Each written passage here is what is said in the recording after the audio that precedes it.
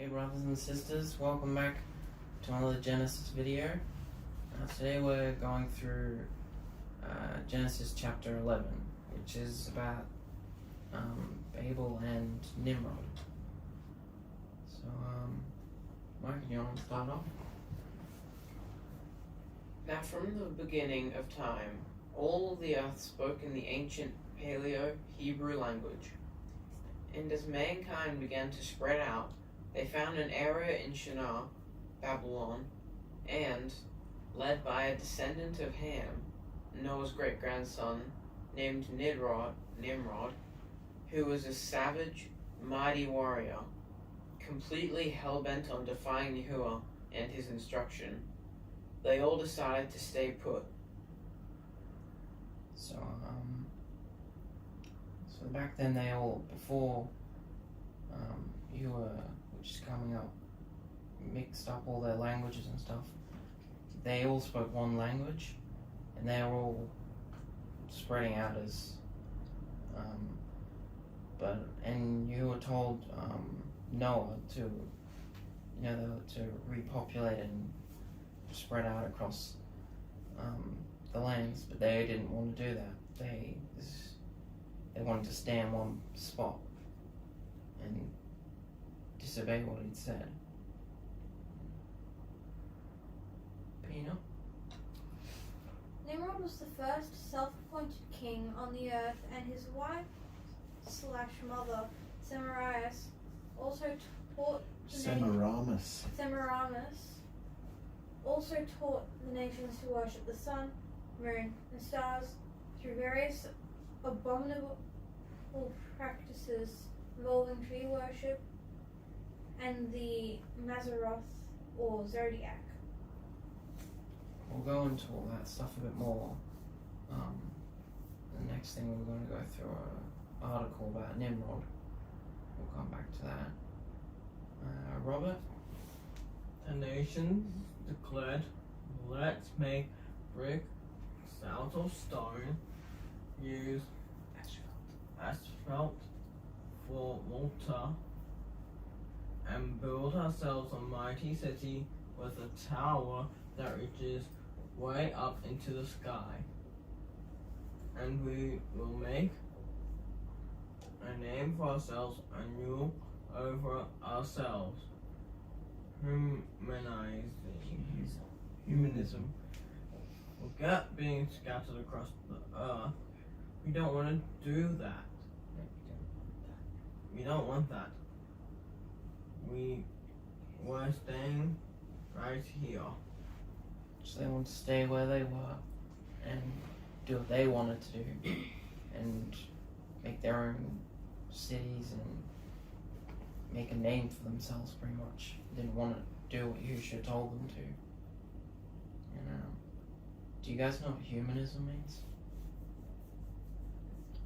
It's basically like they think they can rule over themselves. They don't need Yahuwah or anyone else ruling them. They think they can do what they want, pretty much. Marco? And they began building a mighty tower to reach the clouds and ensure their own survival if there should ever be another flood. Keep going. However, Yahuwah saw this and said, "This is what they do with one mind and one language? Disobey me and curse in my face? Who knows what they will achieve with such unity of purpose? It's time to scatter their languages and spread them across the earth as I intended." Pina? And Yahuwah made all their languages confused, and the nations began to spread once more, gathering to anyone whose language they understood and moving away, taking their lawlessness with them. They called the place Babel, because it was there that he confused the languages and began scattering the nations across the earth. So they thought they could make a tower big enough so that if there was another flood, then they wouldn't die, which is pretty stupid, because if Yahushua wanted them to die, then he could do whatever he wants.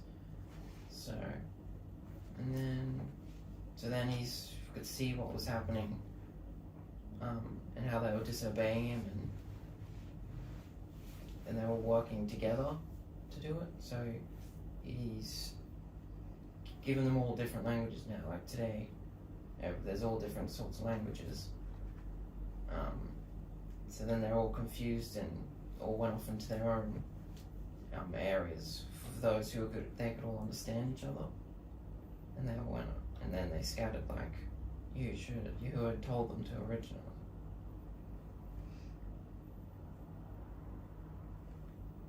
And there's a little map. It shows.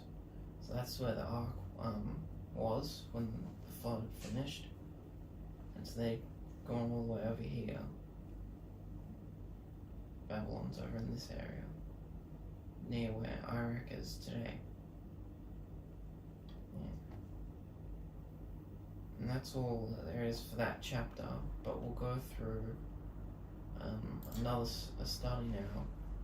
It's about Nimrod.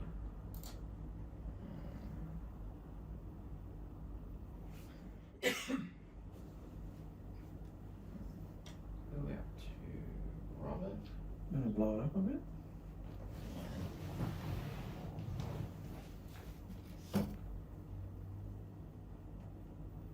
That's better. Alright, Robert, you want to start? So after our creator, Mr. Noah's boys. You forgot it. You gotta read that. Mr. Noah's boys. So after our Creator destroyed all the evil from the earth through the worldwide flood, Noah and his family were given the task of repopulating. We learn a lot about Noah's sons from an incident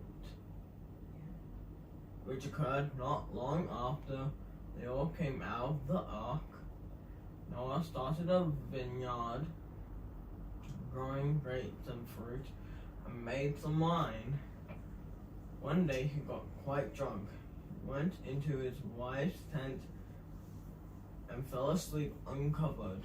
In the middle of his middle son, Ham, came along and slept with his own mother, and took his father's robes out to his brothers to prove that he was now the king of the castle, so to speak.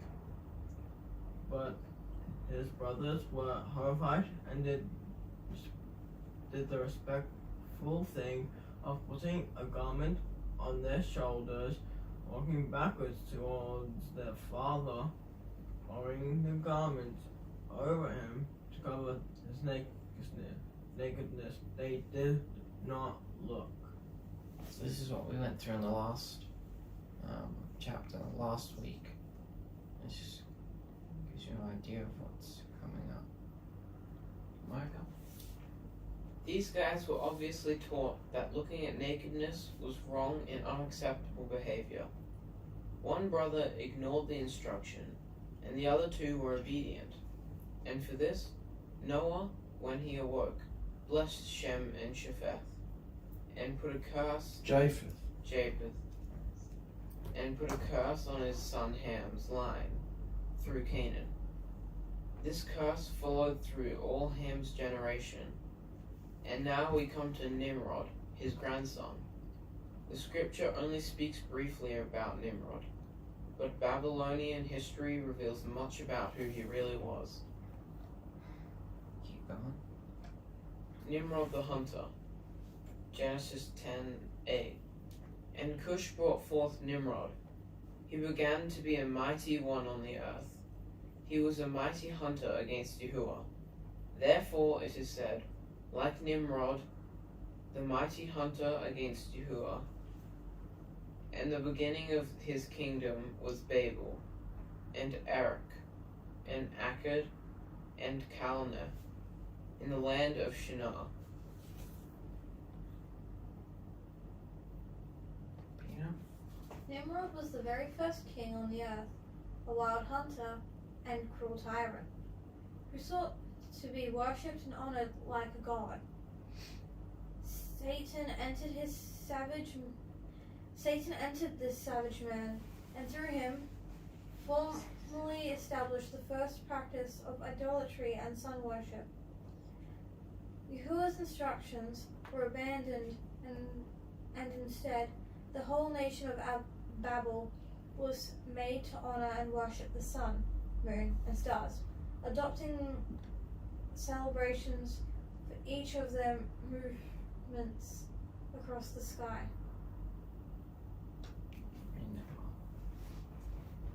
Rioting, debauchery, and violence reigned, and children were taken from their families and murdered on the altar as blood offerings to the sun idol Moloch, who was believed to be protecting the nation instead of Yahuwah. Imagine this horrible situation. Nimrod himself was incredibly arrogant, vile, and depraved. Some say his blood was a bit nephalated. He was a ruthless beast and a mama's boy who loved his mummy so much that he married her and made her his queen. The two of them, king and queen, led the nation in the most horrid forms of adulterous rebellion against Yahuwah and his instructions. This was the first time that mankind declared, Yahuwah is dead, and we are an all-powerful force on earth. Mankind has been declaring this in the face of Yahuwah, even to this day, atheists or humanists. Well, this is where first started the worshipping idols and stuff, and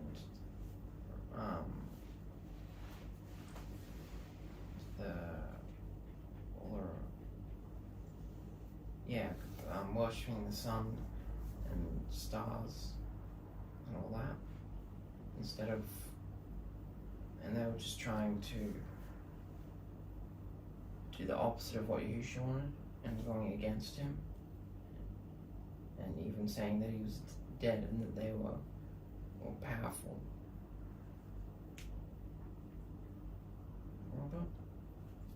You must not worship Yahushua your Elohim in the ways, because in worshipping the deities, they also do all kinds of devastatable things that Yahuwah. They do all kinds of detestable. They do all kinds of detestable things that Yahuwah hates. They even burn their sons and daughters in the fire as sacrifices to the deities. Wow.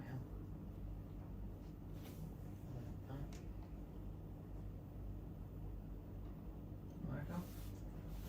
Eventually Shem, Noah's oldest son and Nimrod's grandfather, was so upset by Nimrod's disgusting behavior, leading the nation against Yahuwah, that he put out a bounty on his life and later attacked and killed Nimrod, cutting up his body into little pieces and sending them to all the surrounding provinces of Babel, as a reminder and example of what happens to those who disobey Yahuwah and sacrifice babies to Moloch.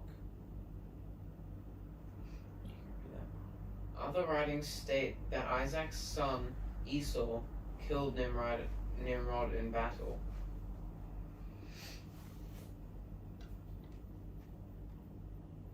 So that's the idol that they were worshipping and sacrificing the children to.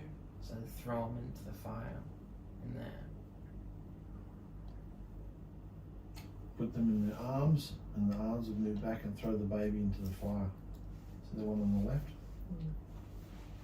Wicked.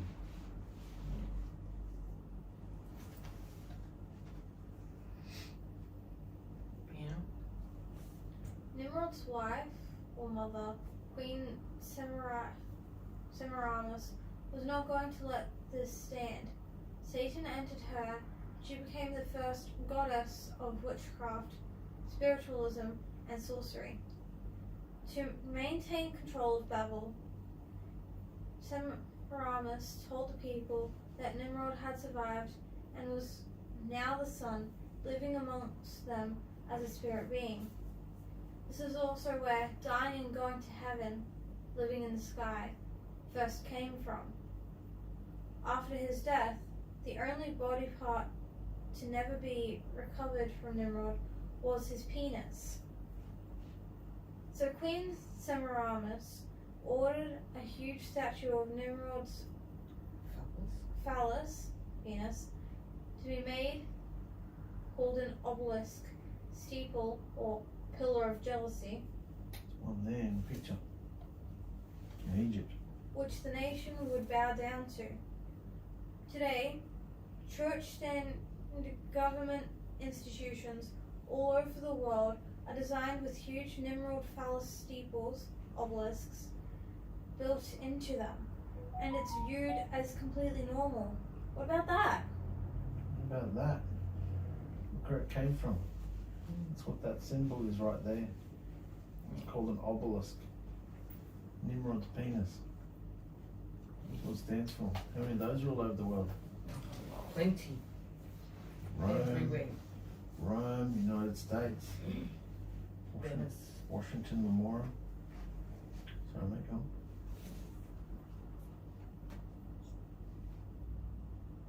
Robert? So Nimrod was now worshipped as the sun. And Semiramis told everyone that when Nimrod had died, an evergreen tree had sprung up overnight from a dead stump, symbolizing the reincarnated new life of the mighty Nimrod. So on the anniversary of his death each year, at the winter solstice, 25th of December, she said that Nimrod would visit this evergreen tree and leave gifts under it. Does this sound familiar? Which other bearded fellow do we know that who leaves gifts under a tree on December 25th? So this is where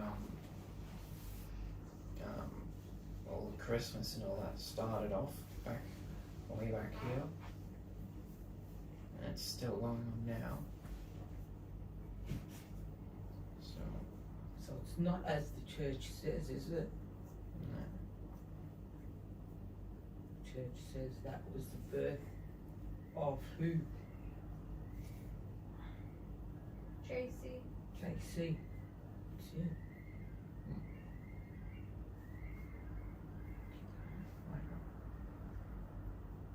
The birth of religion. So how is Semiramis going to keep her legacy of deceit and the memory of Nimrod alive forever? The queen spoke to her astrologers, ancient sun, moon, stars worshippers, scientists, doctors, soothsayers, and worked out how to fall pregnant around March 25th, the spring equinox, 9 months before December 25th. Remember, 9 months is how long it takes for a baby to grow inside a woman. Pino? She led the nation to believe that she had become a goddess of the moon and sky, Mother Earth, and that she had fallen pregnant supernaturally by the sun rays of Nimrod, the sun god, and he was being reincarnated, born again, within her womb. Keep going. And as calculated, she gave birth on December 25th to a child whom she named Tammuz, later called Baal or Lord. So she's pretty much lying to everyone and creating these. She's creating a trinity. Yeah. Father, Mother, Child, Trinity. This is in Babylon. And that trinity went into all the different nations of the world until it reached Greece and Rome. And what's the trinity in Rome?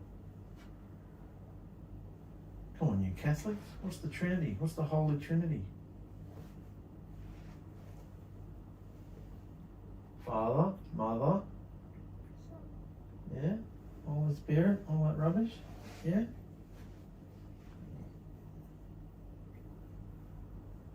So, yeah, she's pretty much lying to everyone. And she was telling them that she was a goddess of the moon and the sky. And she's trying to get everyone to worship the moon and the sky and all these, the sun, all these things. And that pretty much shows, because this is where religion started off, pretty much shows what religion is. It's pretty much just all lies.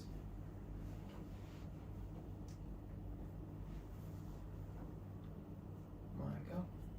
Since there were no telescopes back then, it looked as if the sun was dying on December 21st, shortest day of the year, because it was very low in the sky and was reborn on December 25th, as the days began to get longer. So there's, you can see Semiramis there, all things,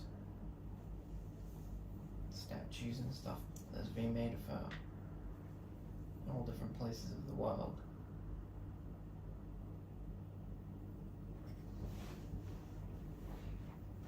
Pina? Semiramis taught that every year Nimrod also died and was reborn as the sun god Tammuz or Baal. And to celebrate this, everyone had to go into the groves, forest, or ashram and place a gift on an evergreen tree to honor Nimrod. They were to chop down a tree as Nimrod was cut down, bring it into their homes, anchor it so it did not topple, and decorate it with silver and gold tinsel and balls, Nimrod's seed and testicles. Does this absurd practice sound familiar to you? It sounds exactly like the Christmas tradition today, doesn't it? The world is still doing what Semiramis said.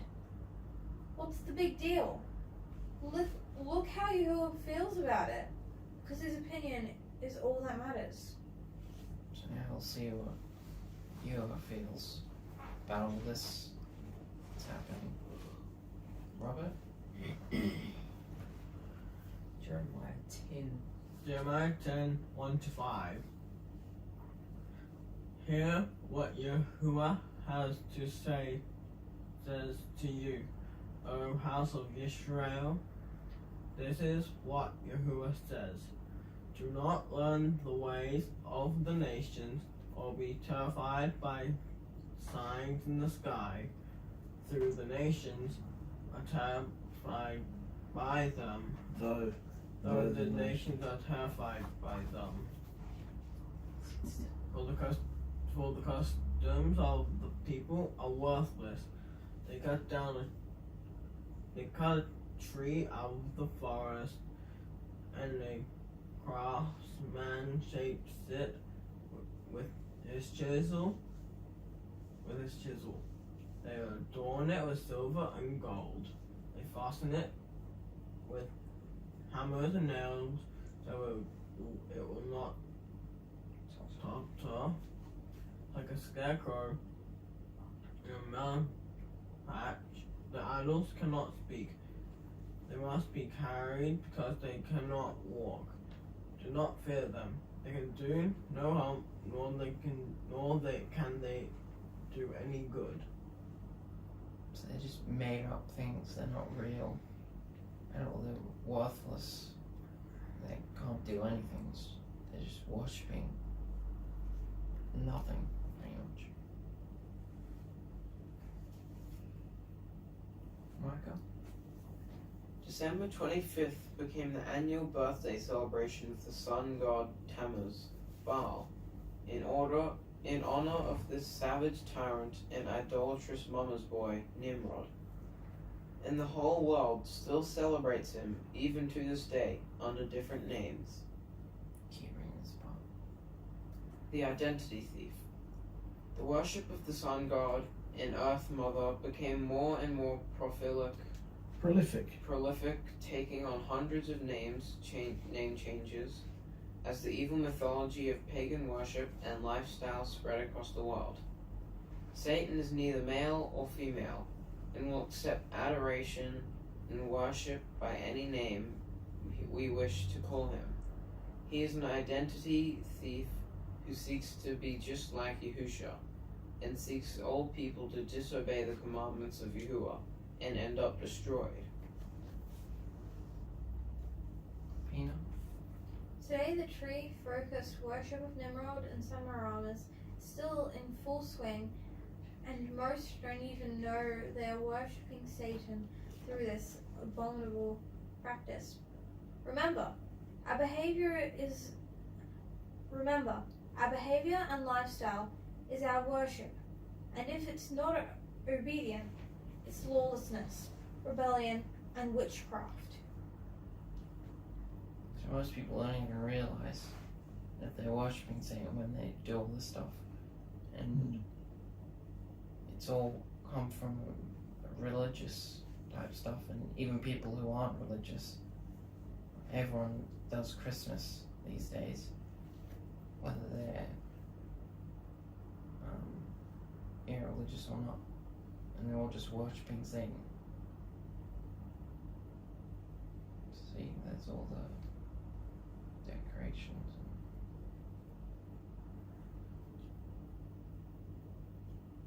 Michael? Christmas behavior came from Saturnalia. Nimrod's birthday, the 25th of December, was later called Saturnalia in honor of the Roman sun god Saturn. Another name Satan was worshipped as. And it was always a huge pagan fertility event to celebrate not only the sun, moon, and stars, but the life-giving spirit of the earth also. In ancient Rome, citizens would dance down the street, often naked, with fresh-cut trees from the forest. Each home would have a freshly cut evergreen tree, Nimrod's penis, dressed in tinsel and balls, Nimrod's semen and testicles. And if you saw a door with a wreath on it, symbol of a woman's vagina, it was a sign that this house was where the sex orgy was that night, where all forms of abominable depravity was done. So if someone wanted to partake of that party, they would knock on the door, be greeted, and then kiss under the hanging mistletoe, to express their formal agreement to the wicked behavior they were about to partake of. Holly is also an emblem of Saturn, and the two swooping curves of Holly are symbolic of a woman's breasts. So that's all the wicked, disgusting stuff they used to do back then. And it's celebrated now, still. As I said, people don't even realize how wicked it is. And if you told some people about that, would they stop doing it? No. Or do it all the more? Do it 1,000 times more. They'd be excited about that. They'd be like, I'm going home to put a wreath on my door right now. Wouldn't they? Yeah. Robert, can you read those two? Do not set up any wooden Asherah poles, temple, or Christmas tree beside the altar you build to Yahuwah, your Elohim.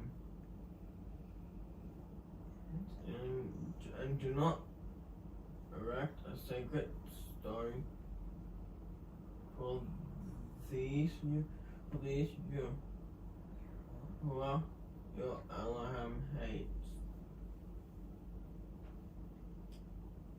Deuteronomy 7:26. Do not bring a detestable thing into your house, which is an Asherah or a Christmas tree, or you, like it, will be set apart for destruction. Utterly abhor and detest it, for it is set apart for destruction.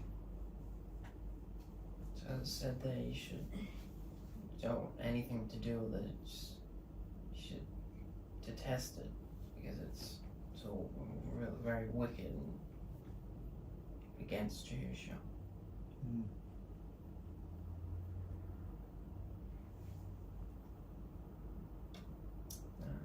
Micah. Santa Claus, Nimrod, or Satan in disguise. The names Santa and Satan have the same letters for good reason. Originally believed to be an elf who sneaked down chimneys in Germany to reward good children and punish the naughty ones at Christmas time, Santa had a major makeover when Coca-Cola turned him into a big fat man, wearing a witch's hat and their Coke colors of red and white, to market their product in the global arena. Do you know that's where Santa comes from? Coca-Cola.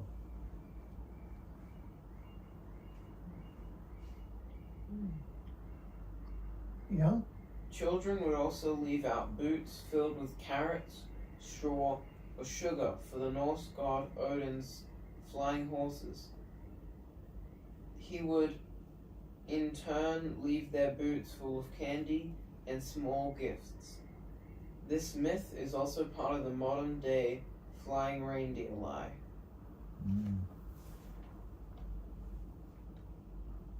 So there is that. So they all start off with all the back in Babylon, and then it's gone over years, and it's continued on. And they've used it for advertising and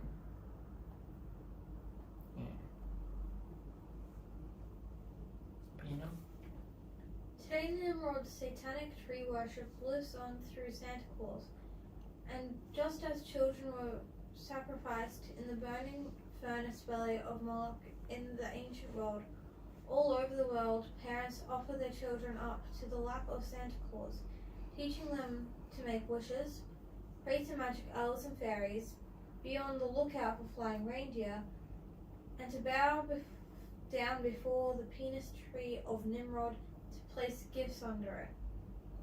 So, It says it as it is, doesn't it? Can you see that in the abstract? What's happening? Yeah. Exactly the same, isn't it?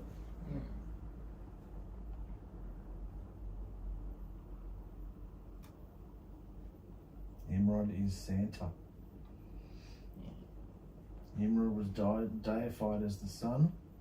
All sun deities are babbled form of Nimrod's name. All sun gods and deities are all Nimrod, really, in different languages and different names. All sun deities' birthdays were celebrated on December 25th. Nimrod is Santa. It's interesting to know this as we come into December, isn't it? And how much of this you tell and what kind of package you come up with in your mind to tell whoever might ask. How deep you want to go depends on the person, doesn't it?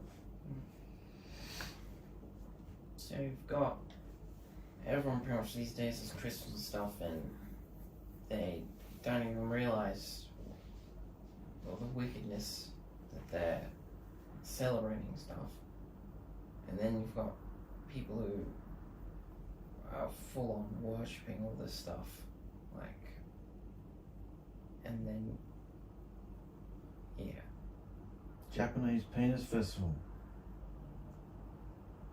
This is a real festival. They've even got statues, look at that. That wouldn't be just be one day of the year, that would be there forever. These statues, they'd be there forever. That looks like a cannon.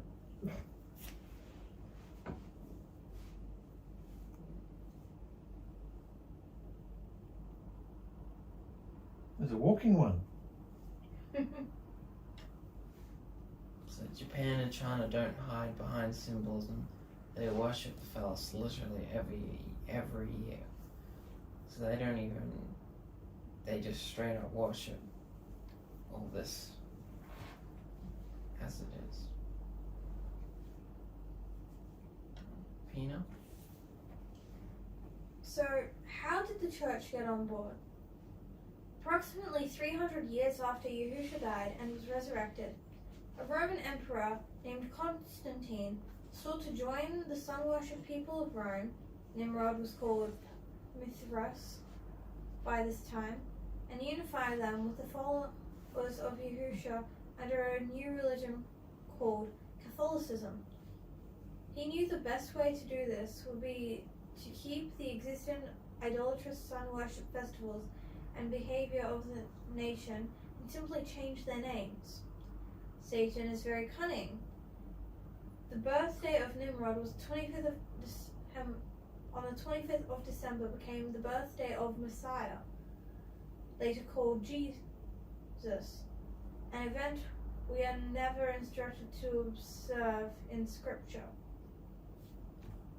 Keep reading. The observance of Passover, Yahusha's death or resurrection, was combined with the spring equinox, where Semiramis, or Mother Earth, also called Ishtar, Oster, Easter. Ishtar, Oster, or Easter, was impregnated with the sun god, called Easter, a fertility festival celebrated with painted eggs, white lilies, and bunny rabbits. So that's also started back then.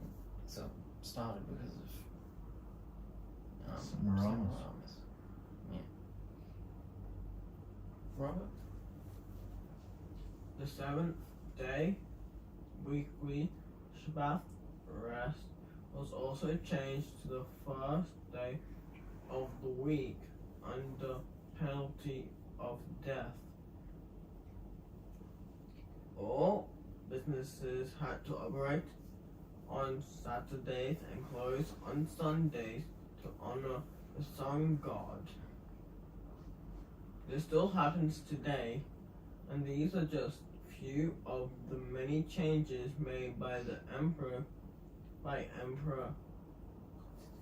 Constantine and his new son worshipped satanic religion called Catholicism.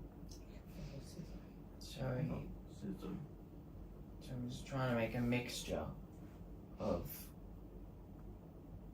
all the sun god worship and all that, and then of Yahusha's followers and the real truth, and he mixed it all up, and it all got changed around.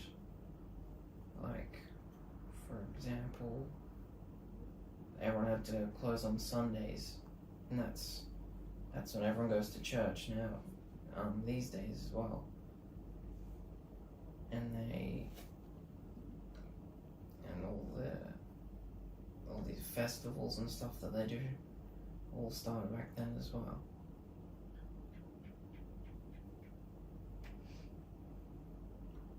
Michael? The wine of Semiramis, the great horror of Babylon, through Catholicism, has spread into thousands of other denominations, religions, and even secular society, making the masses drunk with a violent party and entertainment spirit. If a person steps out of this pagan calendar event system of behavior, they are ridiculed by friends and family members, and many relationships are seriously wounded because of the deep, cherished love most have for the whore's wine.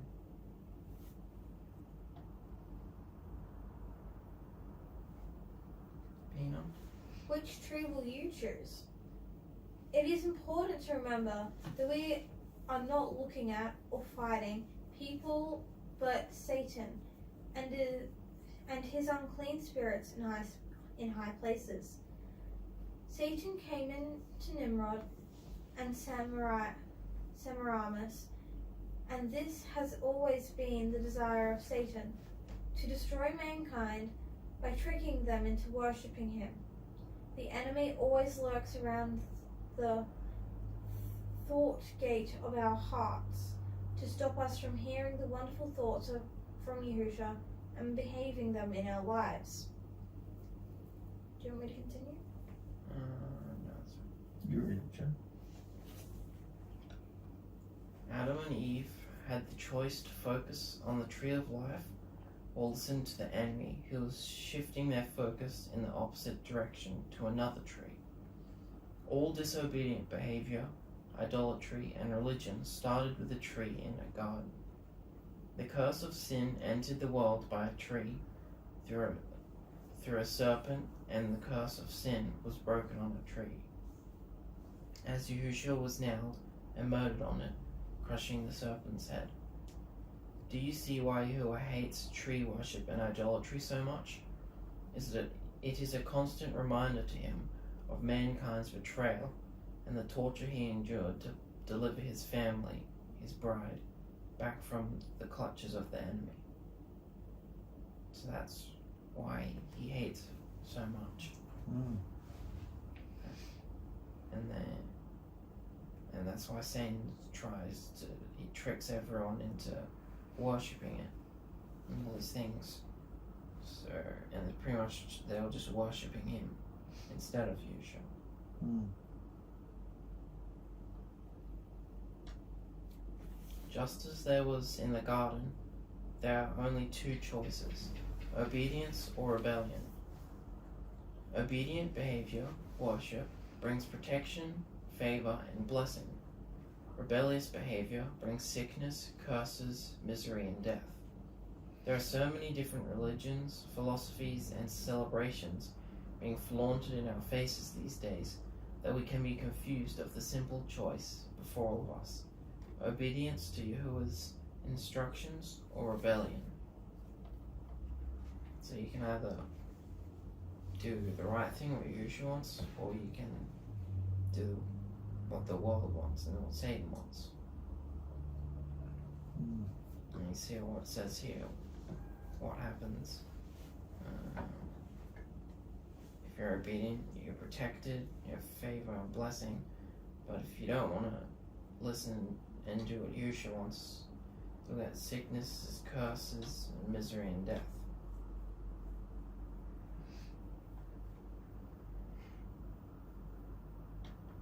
Our behavior is our worship, and so partaking in any of these evil events in any way is rebellion to Yahuwah. He hates them all, and will soon be burning them all up, along with anyone partaking in them. Christmas, Easter, Valentine's Day, Father's and Mother's Day, Halloween, birthdays. These are just a few of the modern spins on the ancient satanic sun-worshipping festivals. So all these festivals all started from Nimrod and Semiramis way back. Yeah. Read that, Mikey? Consumers beware. Society makes these events look so much fun, and the shopping centers introduce their new supplies months before the events, so that all the children have time to get excited and nag their parents for the new goodies.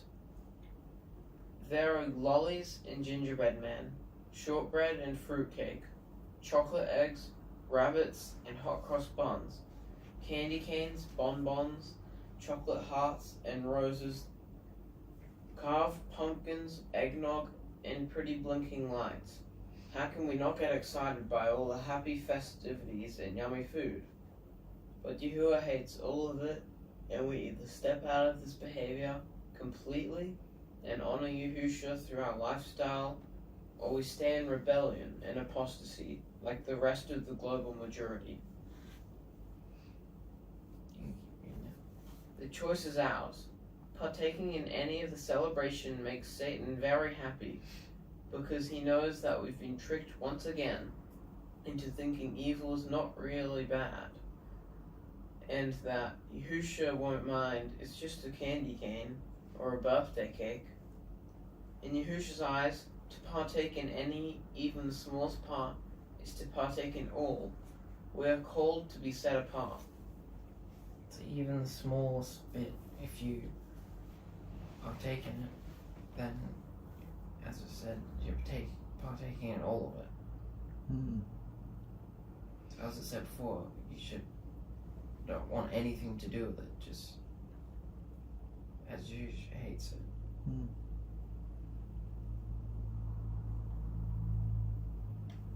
Pina? Yahusha's heart. Have you ever wondered how it must feel for Yahusha, watching all this wickedness play out in the world? Watching his bride get seduced away from him by a slimy, scum-sucking thief and liar? Imagine that the man or woman you marry goes off and sleeps with someone else, having a romantic love affair, and they don't even care, but keep doing it over and over right in front of you. Then, every year, there is a special day to celebrate this affair, and the whole world, along with all your friends, get excited about it. Would you be excited or heartbroken? This is what we do to our wonderful deliverer Yahusha when we accept the lies that Satan and choose to behave and partake in unclean practices. People say, oh, put it up a tree, but it's just for the children. We don't take it seriously. It's just a wonderful family time. Does Yahusha take our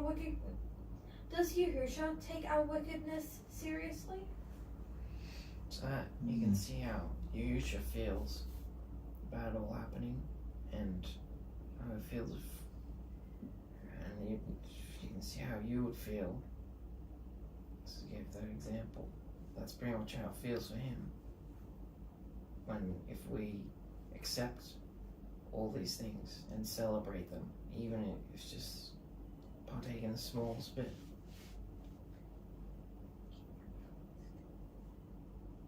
And there's the chart from Revelation we went through a couple weeks ago, about the statue and the religious system, and that's the head. It's what we've just gone through today, where it all started, and then it's gone all the way through there. So do you think Yahusha's hurt by all this today when we go through Revelation? Yes. Would that be the right emotion to use? Hurt? He's furious. Angry. See that stone? See that rock? Does that look like he's hurt? He's furious. Ropeable. Infuriated. Bringing it. The time has come to, he's beyond hurt now, he's into revenge.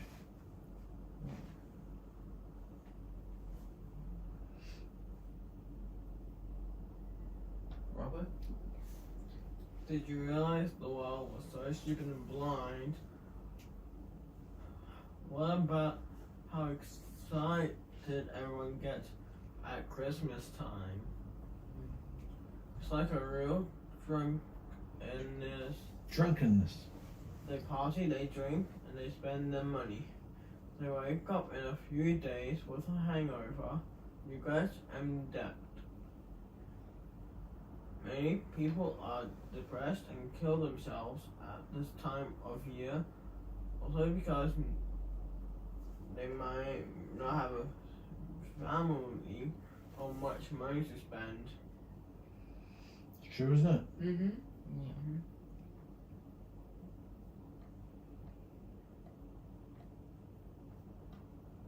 The world still worships Nimrod today. Xmas, December 20th. Christmas. Christmas, December 25th is Satan's birthday. It's a big fat jolly lie, so don't get tricked. What do you think about Nimrod, the mighty hunter against Yahuwah now? Is your behavior beastly like Nimrod, or loving and kind like Yahusha? So that's all for that thing there. And that it's really good to go through since coming up to around the Christmas time to refresh everyone on where it all started and how Yahusha really feels about it and what it really is, how wicked it all is.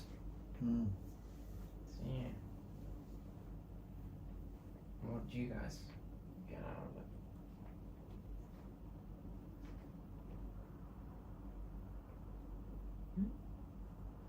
Just talking to you guys. What did you get out of it?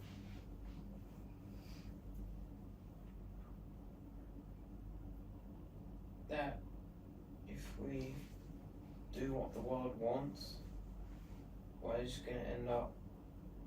You're just gonna end up just like stopping it, and yeah.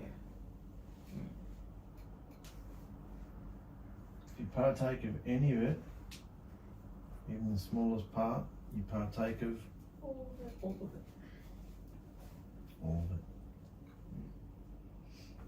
Step out and be set apart. Treat it like any other day. Yeah.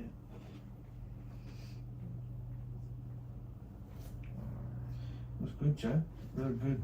What about all the fact that they actually have all these festivals in various countries with penises and all of that? How disgusting. I didn't even try to hide it. Oh, They just when Dad and I went to Bali, every shop you walked past literally had some form of phallus. Wasn't it, Don? That's right. Every single shop. There was one this big off the floor for your coffee table. Like a stat, you put it in your lounge room. That'd be a talking point, wouldn't it? Wow. Bottle openers, key change. Yeah. Everything. It was just like, I even had some that were made into ashtrays. Yeah. Like, Mm. and they worship these things. Like, They make cakes out of them for hens nights and parties. They can all laugh about it, cutting it up with a knife and all the stuff they do. It's just funny now, isn't it, to the world? They don't. A lot of them don't try to hide it anymore. They just joke about it. You see them on people's t-shirts. You see them. The world's just celebrating Satan. And they don't care. Even if you told them, they'd probably just rejoice even more and do it more. So it's good to know all this. Coming into Christmas time. Yeah. Sometimes you can go, oh, I remember when we did that. Yeah, I remember doing that. That was, and you think fondly of it. It's wicked. Just get rid of those thoughts. Usually has something better for us. Throw it on the altar and burn it up. So, that's good, mate. Wrap it up. I also saw Oh yeah. interesting thing about back here when he scattered them all and changed their languages. Remember when in Acts, a couple of weeks ago, we were reading they all came together and he made them so they could all understand each other's language. Yeah. I thought that was interesting. The day of Pentecost. Yeah. So in the comparison, when they were disobeying him and stuff, he scattered them all and changed their languages. But when they were coming together as a fellowship, he Allowed them to understand. yeah. that's a very good Easier. comparison. That's clever, isn't it? Yeah. He brought them together, and then their languages were to share with the nations, whereas here it was the opposite. You want to scatter them. Yeah. Very good. He's got that power, hasn't he? Yeah. And what's the pure lip today? What's the language today that we're aiming for? English. Is that you cracking your knuckles? Yes. Shut up. What's the pure lip was the language we're aiming to learn and perfect today. Hebrew language? No, Love. behaviour. That's the pure lip. Behaviour. Love covers everything. The language of behaviour. Yahushua's behaviour is the pure lip. We behave his word in all situations. So. Really good. Very good, mate. Thank you, brothers and sisters, for being here to go through this with us. Yeah. See you next week. Bye.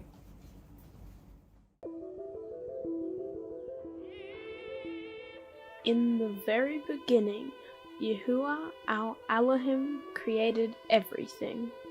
The dimensions, the universe, the earth, all things seen and unseen.